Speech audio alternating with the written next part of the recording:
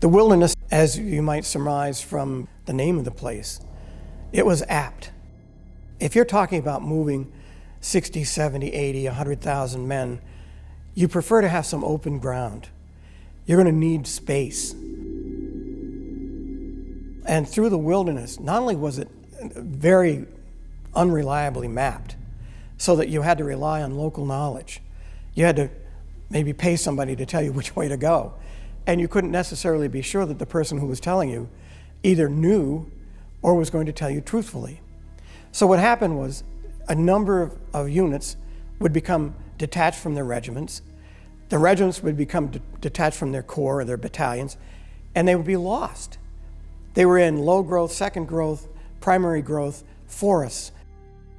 The open ground was so very limited. And because of this, the acoustics changed.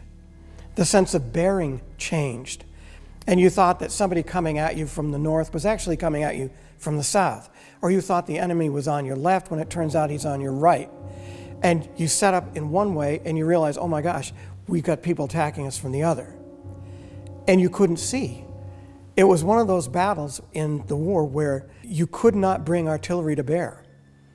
Not only because you couldn't see, but you couldn't set up.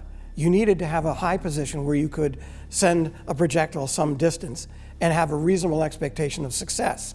They didn't have that in the Wilderness. What they had was low brush. What they had was young growth. What they had were thickets. And they had winding roads that if any wagon broke down, if any unit broke down, everybody stops. You can't make it through.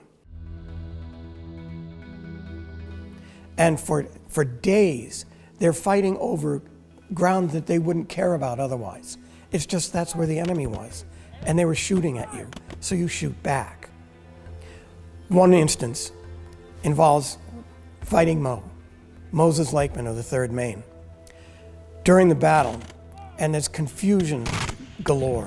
Nobody knows where anybody is. But in front of the 3rd Maine is the 40th New York Regiment, and they have had enough. They don't know where the bullets are coming from, whether it's friendly or foreign fire. They are really concerned for their welfare. They lose their composure, and they retreat. General Egan comes up to Lakeman, who's got the 3rd Maine ready in reserve, and he says, turn them around. I have to recapture the momentum. Attack. Moses Lakeman turns, 3rd Maine, forward. And as one, the 3rd Maine Regiment rises, charges forward in the Wilderness, and they're running right by the guys who are going the other way. The 40th New York regroups and, guided by the 3rd Maine, returns and attacks in position, and they hold that position for the balance of the day. And Egan comes up to Lakeman afterwards and credits him for the bravery of the 3rd Maine in making sure that it did not turn into a rout and a defeat in the Wilderness.